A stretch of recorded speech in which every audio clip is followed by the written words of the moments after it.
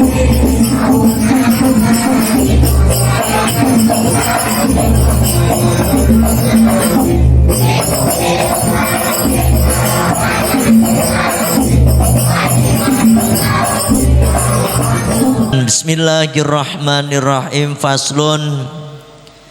Bermula inilah satu fasal. Kalau bab mas kawin kemarin sudah selesai ya. Sekarang kita lanjutkan ke fasal berikutnya.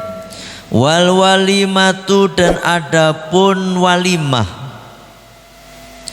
alal ursi, atas satu perkawinan, mustahabbatun, itu disunahkan. Wal ijabatu, dan adapun memenuhi ilaiha, pada undangan walimah, wajibatun, itu wajib. Illa min udhrin, kecuali adanya udur. Walimah pak, yang namanya walimah kalau untuk saat ini mirip dengan apa namanya resepsi pernikahan. Karena ada pernikahan, ada resepsi, apa kalau orang Jawa bilangnya ewoh gitu, ewoh gawi, dwi gawi. Nah itu ya, kondangan lah. Nah seperti itu. Cuma yang namanya walimah di zaman Kanjeng Nabi itu sebenarnya orang datang kemudian makan pulang gitu doang. Datang makan pulang, kagak ada istilahnya amplop-amplopan ya, nggak ada. Kalau untuk sekarang ini kan tidak, yang namanya resepsi itu apa nengani, ada amplop, udah kayak orang beli makan be pokoknya ya kan. Kadang-kadang apa namanya, yang rugi itu yang punya gawe, kadang-kadang yang rugi itu yang amplop. Ada merasa rugi, ngamplop 200.000 gitu, nggak taunya menunya hanya sama teri gitu kan. Ada kan kadang-kadang kalau kita di kampung-kampung itu hajatan itu pakai ikan asin. Nah ikan asin itu pak, sama pakai ya lalapan sambel itu aja. Nah itu kalau di kampung-kampung. Kalau di perkotaan ya lain lagi, apalagi kalau resepsinya itu di satu gedung. Wah itu kadang-kadang makanannya serba ada. Nasi, ayam, daging, bahkan karek dok aja kadang-kadang ada. Bakso, di situ ada es cendol, es doger, ada semuanya.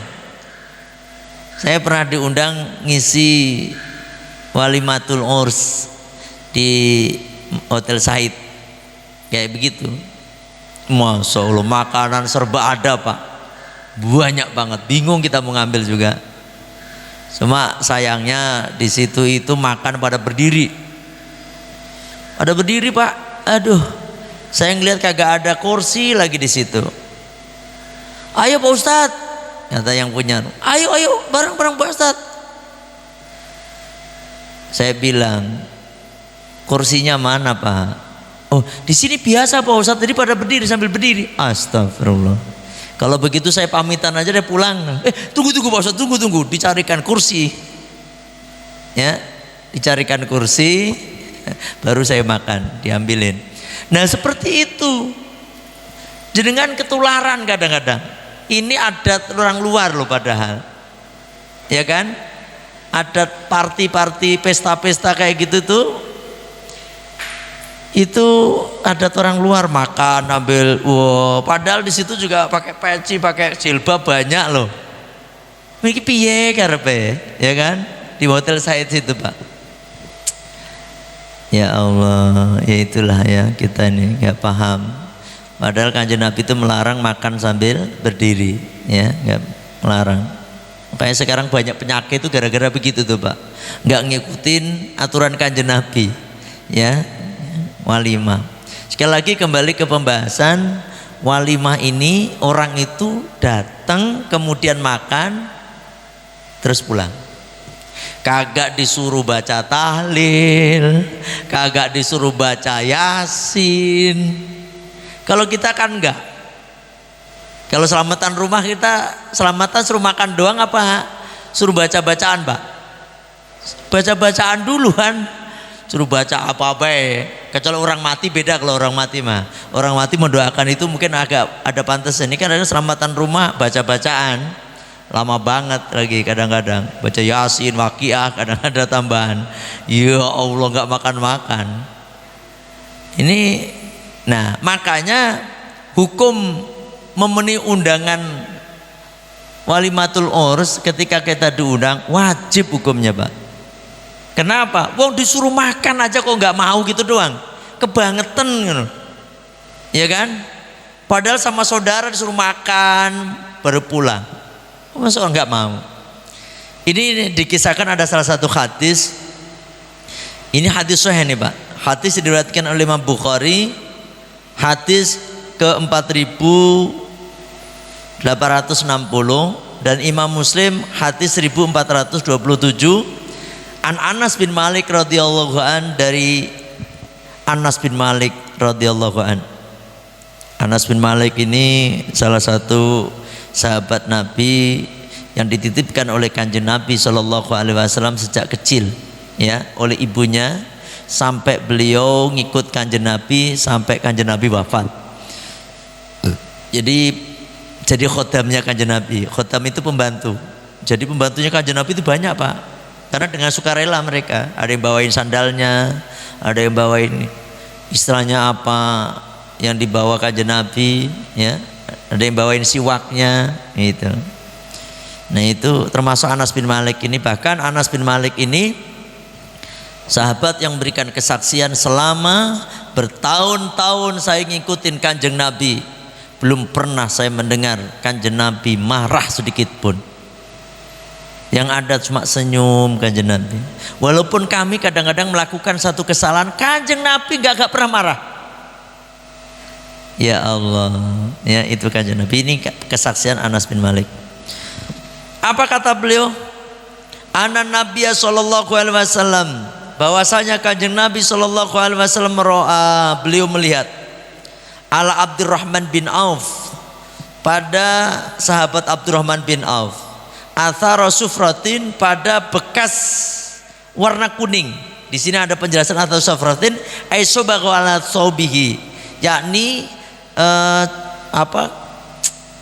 bajunya itu dicelup warna kuning, ya, pakaiannya. Jadi menandakan itu baju yang habis, kayak kalau kita ada tanda lah. Kalau orang India itu kalau orang nikah ditandain di sininya nih, Pak. Gini ini kan, pss, gitu, ya kan? Di jidatnya dikasih tanda apa, gitu kan? Kalau di kita ya dibedai, dibikinin apa gitu, bajunya bagus-bagus. Nah zaman Abdurrahman bin Auf juga begitu, pakai baju yang kayak pengantin gitu. Terus faqala Rasulullah SAW, maka Kanjeng Nabi bertanya, "Mahada, apa ini wahai Abdurrahman? Apa ini?" Qala, kata Abdurrahman, "Tazawwajtu imra'atan, aku telah menikahin seorang perempuan ala wazni nawatin, dengan mahar emas seberat biji kurma, gitu, min dahabin, dari emas." Oh, biji kurma, Pak, gede juga itu ya. Oh, emas gede-gede, ya kan? Abdurrahman bin Auf orang kaya, ya. Bahkan saking kayanya Abdurrahman bin Auf itu pernah sedekah setengah hartanya seperti Umar bin Khattab. Walaupun sama-sama setengah hartanya, Pak, tapi tetap jauh hartanya Umar bin Khattab dengan Abdurrahman bin Auf.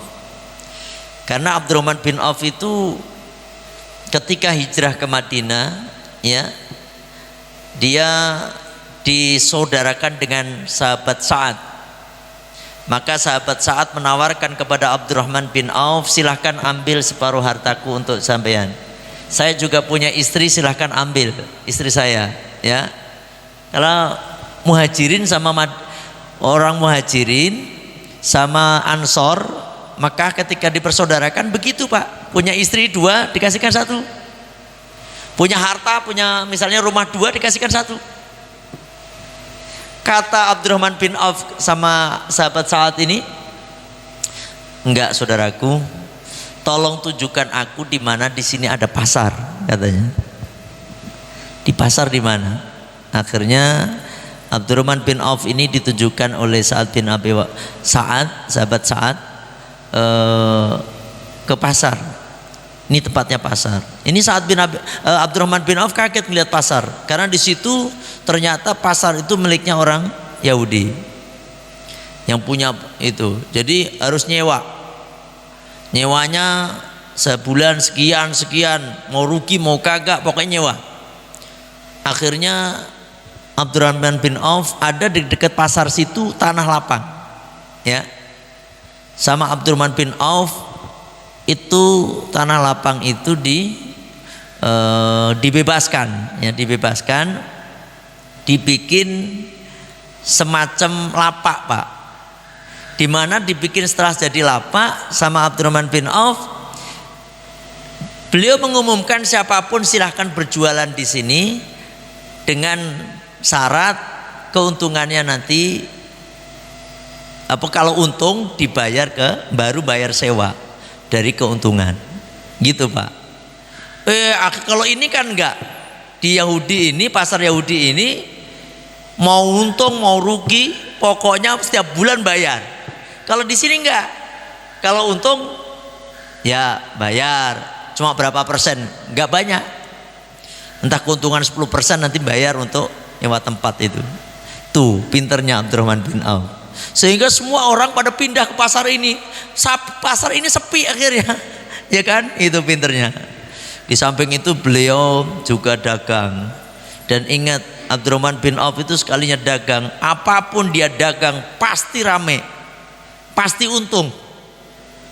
Bahkan dalam waktu sebentar ya, halo, dimati mekeo, cepet banget baterainya entek ya Pak, boros banget ini baterainya ya. Gigi apa gigi? Halo, halo, kencang banget ini suaranya, ya. Nah setelah itu Abdurrahman bin Auf itu seolah-olah setiap bongkahan batu yang dibuka itu pasti ada emasnya, begitu. Artinya apa? Semua usaha yang dilakukan Abdurrahman bin Auf pasti di situ sukses, ya. Masya Allah, menjadi orang kaya raya, kaya sekali. Bahkan dikisahkan ketika perang Tabuk. Perang Tabuk itu Abdurrahman bin Auf menyumbang 40.000 dinar. Dinar itu emas Pak, 1 dinar itu 4,25 gram. Ya, kita hitung dulu. Ya, kita hitung biar kita buat pembelajaran aja, ya, buat pembelajaran. 4,25 gram kali 1 gram emas murni bro, 700.000 lah gitu ya, atau 700.000 aja paling dikit deh. Jadi 2.975.000 satu dinar dikalikan 40.000 dikalikan 40.000 tuh 119 miliar, ya, 119 miliar. Itu bukan cuma itu doang Pak, beliau juga menyumbang 500 ekor kuda. Oh, bayangin, kuda loh Pak, 500 kuda kan gedenya hampir sapi gitu. Kita punya sapi 12 korban aja. Di sini berapa korban sapi? 9, alhamdulillah. Itu kelihatan udah banyak banget kan?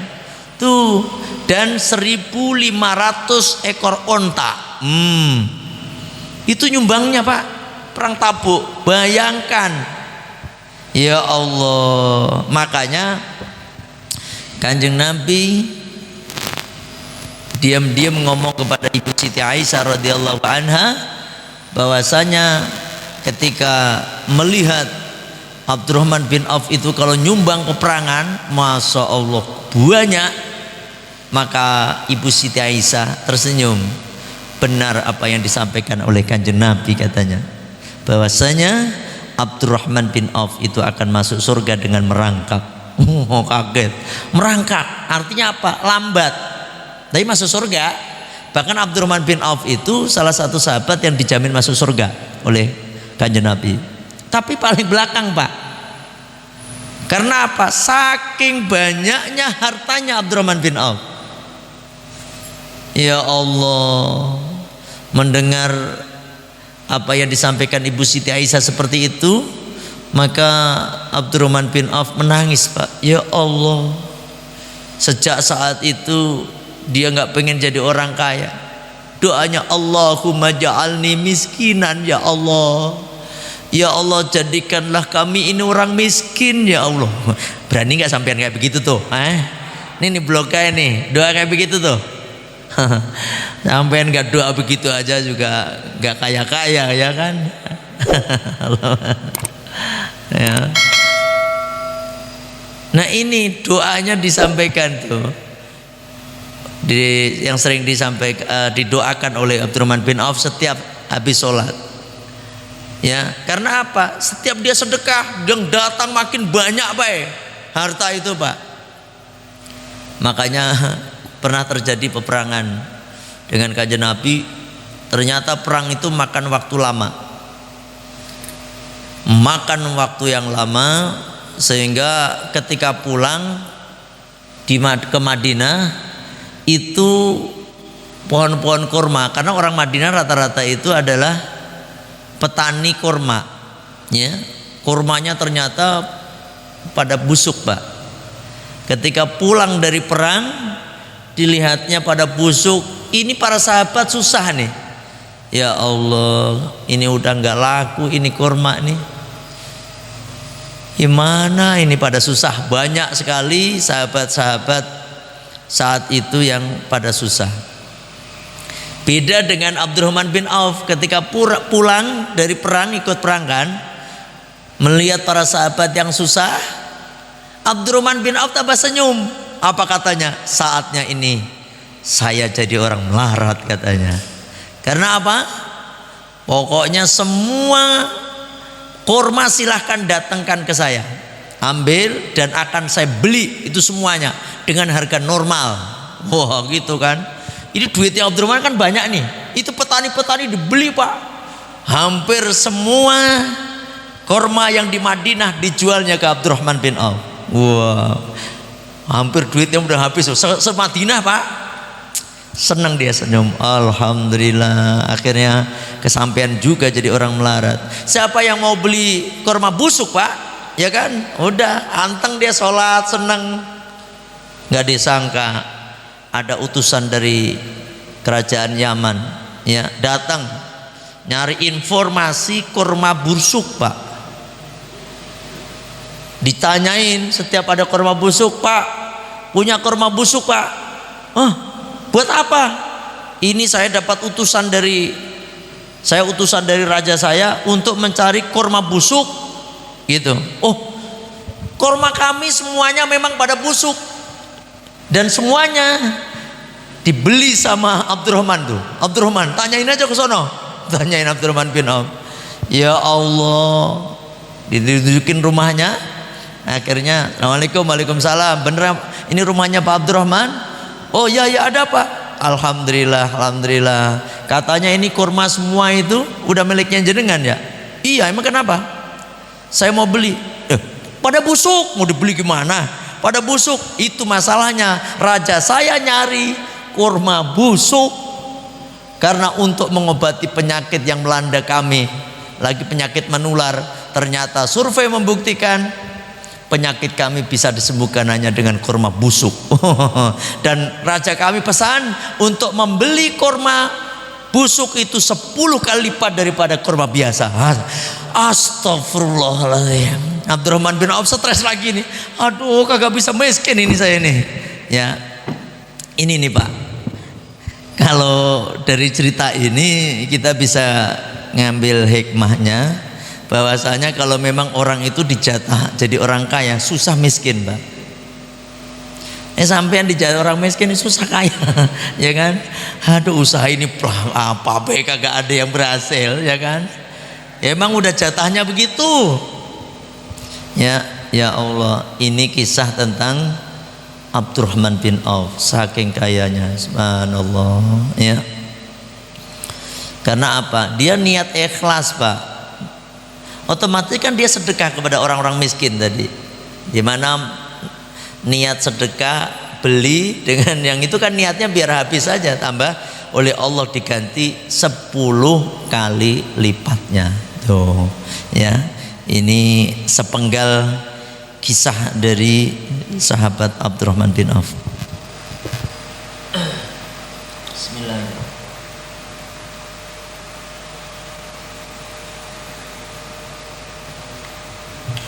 Alhamdulillah. Jadi kembali ke pembahasan, yakni menghadiri pernikahan. Ketika kita diundang oleh saudara kita yang sedang melangsungkan resepsi pernikahan, hukumnya wajib. Hukumnya wajib. Makanya Pak, kalau kita datang itu niatnya bukan untuk apa-apa, nyumbang, ya. Karena orang resepsi itu rata-rata pasti banyak pengeluaran, ya kan? Kita nyumbang. Makanya jangan niat ngutangin. Kadang-kadang kan enggak kan, kondangan itu memang dikasih nama. Memang walaupun ini sekali lagi kalau kondangan sebenarnya bagusnya dikasih nama. Jangan amplop kosong aja. Ya, amplop kosong maksudnya amplop enggak dikasih nama. Tujuannya apa? Biar orang yang kita datengin itu tahu bahwasanya kita datang. Kalau Bapak enggak kasih nama amplop, bisa jadi mereka nyangka Bapak gak datang, ya kan? Apalagi memang pas lagi orang gedean gitu, tamunya banyak, gak sempat nemuin Bapak, kan orang lupa Pak, ya kan? Akhirnya nyangka Bapak gak datang, timbul perasaan yang gak benar gitu. Tapi kalau ada amplop, oh datang, walaupun orangnya gak datang, ada amplop juga dianggapnya datang. Paham gak nih? Bapak ngomong-ngomong ditulisin kagak kalau kondangan? Nah, tulisin Mbak, tapi jangan niat untuk balikin lagi. Kalau balikin begitu mah sakit hati nanti kalau balikinnya kagak suwe. Saya kemarin kondangan 200 ini sekarang 50 sih ya. Bener-bener ini orang tuh kayak begitu. Nggak usah, janganlah. Ini kadang-kadang kalau di kampung Subang daerahnya istri saya itu yang di Purwodadi, itu undangan itu ditulisin Pak, diundang. Misalnya saya ngundang Pak Rahmat gitu, ngundang Pak Rahmat, di amplopnya udah saya tulisin uang 300.000 gitu, kelapa 10 buji, apa namanya ini, beras 1 gantang, itu undangannya saya tulisin. Waduh, hutang ini, ya Allah. Padahal itu nggak masuk akad utang sebenarnya Pak. Karena apa? Namanya utang itu harus ada akad ijab kabulnya. Emang waktu kita kondangan ada ijab kabul nggak? Enggak kan? Kagak ada. Kalau dianggap utang Pak, kalau orangnya mati gimana? Kasihan dia, punya utang segitu banyaknya, ya kan? Udahlah, kita lillahi ta'ala, kita bantu saudara kita lagi hajatan, udah gitu aja, ya. Terus mendatangi adalah wajib ila min udrin, kecuali adanya udur. Nah, kalau adanya udur, Bapak sakit, nggak wajib datang, enggak. Atau di sini ada penjelasan Pak, ka'ai yujada mungkaron, seperti di resepsi itu ada sesuatu yang mungkar, itu Bapak nggak datang nggak apa-apa. Kemungkaran misalnya di situ ada dangdutan, nah, itu Bapak nggak datang ora apa-apa. Saya kadang-kadang ya gimana, saya datang dulu waktu masih anak-anak saya masih kecil kan, kalau kondangan itu saya ajak anak saya, udah dari kecil saya tanamkan rasa malu segala macam. Hadir di satu kondangan dangdut begitu, pakaiannya kan segini-segini Pak. Ya Allah, kita makan kan dihadapin sama panggung itu. Ya Allah, saya akhirnya di belakang panggung makannya, nyari yang di belakang panggung sama anak saya. Apa anak saya ngomong? Anak saya yang perempuan, ya itu teteh-teteh itu nggak punya rasa malu ya. Itu teteh-teteh nggak punya rasa malu, padahal masih kecil. Karena pakaiannya begini. Padahal anak saya udah dilatih pakai jilbab, tuh, ya kan? Sebenarnya kalau kita diundang di situ ada dangdutan, bapak nggak datang nggak dosa, nggak apa-apa. Paham ya ini ya? Ini bapak kalau nggak ada dangdutan ini nggak puas juga sih kadang-kadang. Nggak ada dangdutan. Ada dangdutan tambah seneng banget, mantap. Tambah menikmati, tambah nyawer lagi wes. Mau ngelihat aja udah dosa, apalagi nyawer, udah dosa kuadrat teman. Ya, nah ini. Jadi kalau adanya undur, terus di sini la yastati utagirohu, dan memang kita nggak mampu untuk merubah, tidak bisa mencegah kemungkaran itu. Ya, maka kita tidak wajib datang. Nggak datang nggak apa-apa. Ya. Wa min dzalika ma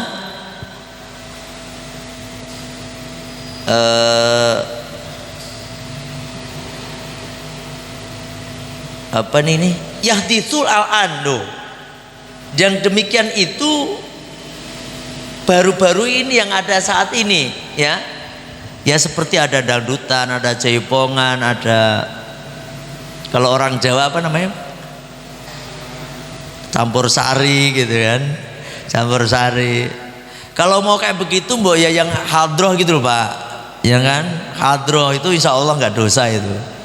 Ini kadang-kadang hadroh ada yang nyawer juga sih. Ini kadang-kadang nggak jelas, mau tangannya gatel bae, pengen nyawer bae. Aduh ya, makanya kalau hadroh nggak apa-apa, sholawatan lah biar barokah ya. Kayak nih jangan yang mendatangkan maksiat. Kalau bapak mau hajatan nikahin anak, ngundang kiai ya untuk ngisi walimatul urus ya, jangan yang mungkar.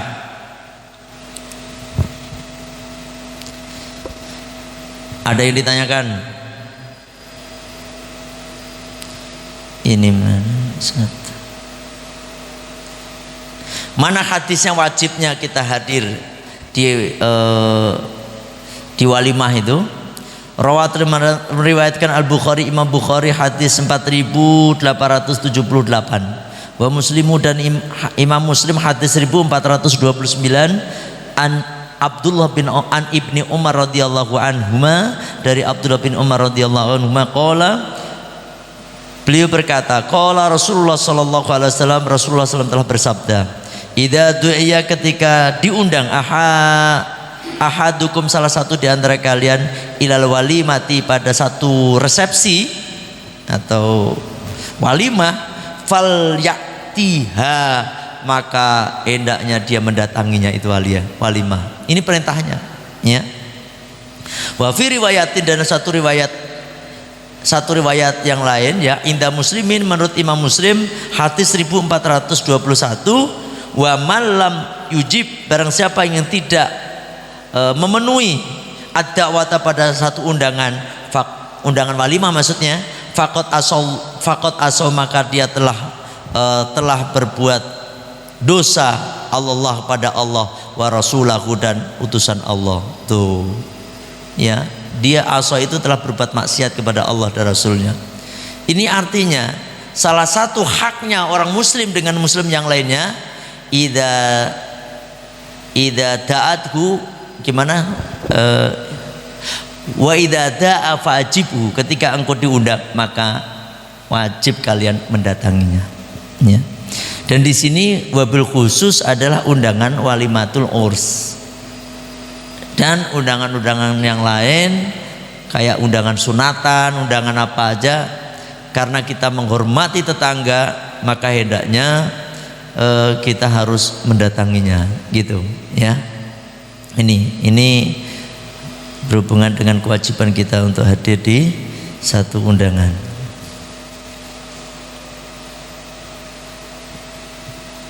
Ada yang ditanyakan? Iya, Pak Rahmat. Waalaikumsalam warahmatullahi wabarakatuh. Tadi kan kalau karena udur sakit ataupun ada maksiat. Jadi kalau misalnya karena cuaca gimana? Ya itu kan udur juga. Kan ada yang udur hujan. Ya, udur itu hujan juga, tapi nanti amplopnya ya datang gitulah gitu. Karena mereka itu kadang-kadang ngarepin amplopnya itu, Pak. Ya kan? Teman saudara kita itu ngarepin amplopnya, daripada datang orangnya tapi amplopnya nggak datang, mendingan amplopnya orang-orang itu, ya kan? Kalau undangannya itu kita nggak kenal gimana? Ya kalau kita nggak kenal ya nggak datang ya nggak apa-apa, nggak kenal loh Pak. Kadang-kadang tapi kita diundang. Dan dia kenalnya dari mana itu? Kalau RT apa lagi, kalau Pak RT itu udah dari RT yang undang ya. Memang dulu waktu saya pertama-tama di kampung situ, apalagi sekarang, jadi kan orang pada kenal saya, cuma saya gak kenal mereka. Saya kadang-kadang itu gini loh Pak, saya udah datang, yang punya hajat saya nggak tahu yang mana gitu. Ini yang mana ini? Yang bawakan. Nanti jangan-jangan tukang kredit lagi di situ, lagi kondangan lagi. Ini kadang-kadang kayak gitu. Ya Allah. Terus saya kan diketawain kadang-kadang sama dulu kan, saya pokoknya kalau diundang datang aja. Kalian nanya ini, yang hajatan yang mana ya Pak? Emang Pak Ustaz nggak tahu yang hajatan? Ya, enggak. Terus saya dikasih tahu sama Pak RW. Apa katanya Pak RW? Udah Pak Ustadz kalau nggak kenal nggak usah datang. Katanya begitu. Itu mah RT aja, Ustadz mau dikenal semua, nggak usah datang nggak apa-apa. Oh kayak gitu, waduh. Ya udah habis itu saya kagak datang juga Pak. Nah, daripada saya kagak tahu orangnya Pak, ya kan? Kecuali jamaah, kalau ngundang di blok A ada yang ngundang, pasti saya yakin itu. Kadang-kadang saya nanya ke ketua DKM, ya kan? Itu biasa ngaji kagak? Gitu saya biasanya. Gitu Pak biasa. Oh gak pernah ngaji, saya kagak datang juga kadang-kadang. Ya kan kadang-kadang kan orang kenal, apalagi kadang lewat YouTube segala macam kayak gitu, ya kan. Nah tapi kalau kenal saya usahakan datang kadang-kadang, walaupun di tengah-tengah kesibukan saya datang malam, ya kan. Kadang-kadang saya datang malam udah gak ada apa-apa Pak. Ya Allah, itu salah satu jamaah di Ciantra itu, ya kan, nggak saya sebut namanya. Saya udah ngaji, saya bilang nanti insya Allah lah Bada Isa kita sekalian mampir kondangan gitu, sekalian berangkat ngaji karena full ngaji itu kan. Udah nyampe situ Pak, kagak ada apa-apa blas, buru-buru nasi Pak, air putih itu cuma satu itu tuh. Waduh, ini kepriwe, tapi ya nggak apa-apa mas sebenarnya, tapi yuk kebangetan juga itu Pak. Tamu cuma air putih itu yang merek Fit itu, Fit ya kan. Aduh mohon maaf Pak Kiai, ini udah habis semuanya Pak Kiai. Aduh ya alhamdulillah, tapi lancar kan begitu aja. Kalau di Jawa nggak begitu Pak. Kalau di Jawa nggak kebagian, dianterin ke rumah. Jawa ini jenengan ngotor Mbak. Jadi misalnya nih nggak kebutuhan makan, karena di Jawa itu gini, makan itu sebakul sendiri. Ada tamu langsung sebakul, kasih piring gitu kan, makan. Di situ ada snack banyak. Bahkan ditunggu sampai malam kadang-kadang. Besoknya aja masih ada Pak. Yang penting kalau kita datang, pasti di situ ada berkat.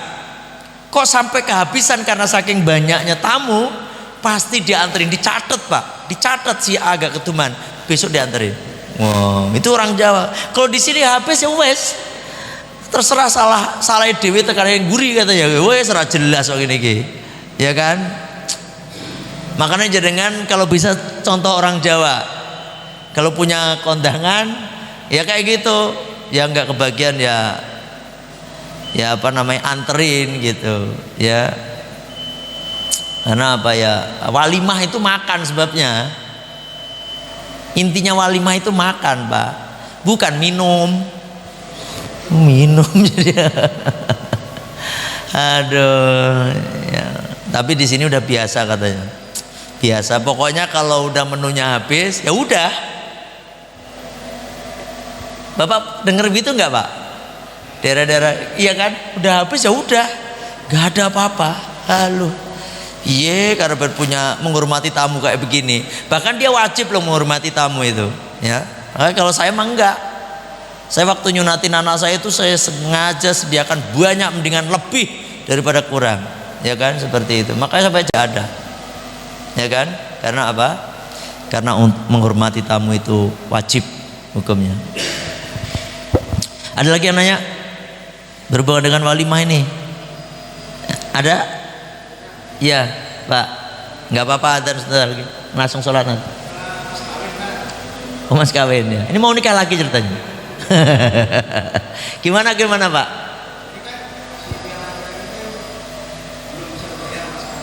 Oh, jadi ceritanya mas kawinnya ngutang.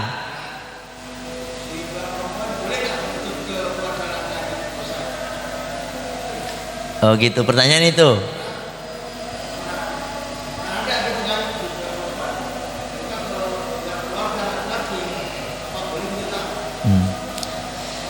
Namanya mas kawin, ketika apalagi udah diucapkan, Pak, itu namanya fardu wajib. Apalagi istrinya udah dikumpulin, ya. Maka itu haknya istri, haknya perempuan. Nah, kalau sampai belum dibayar, maka tetap dari pihak keluarga istri bisa menuntut. Itu bisa. Oh, itu miliknya dia kok, haknya dia. Gitu aja, Pak. Jadi harus dituntut. Nah, mas kawinnya apa ceritanya kok sampai nutut segala macam? Kalau cuma 100.000 nutut mah boleh, ya sebagaimana hak kita tuntut gitu, karena itu adalah hak kita gitu, boleh dituntut, Pak. Ya gitu. Ada lagi? Cukup? Kalau nggak ada yang ditanya, saya kira sampai di sini ngajinya. Masih berhubungan dengan pernikahan ini ya, masih banyak. Insya Allah nanti juga ada berhubungan dengan talak segala macam ya. Insya Allah akan kita bahas pertemuan berikutnya, ya kan? Bismillahirrahmanirrahim. Allahumma anta rabbi la ilaha illa anta khalaqtani wa ana abduka wa ana ala ahdika wa wa'dika mastata'tu a'udzu bika min syarri ma sana'tu abu'u laka bi ni'matika alayya wa abu'u bi dzambi faghfirli fa innahu la yaghfiru dzunuba illa anta astaghfirullahal azim subhanaka allahumma wa bihamdika asyhadu an la ilaha illa anta astaghfiruka wa atubu ilaik. Alhamdulillah. Assalamualaikum warahmatullahi wabarakatuh.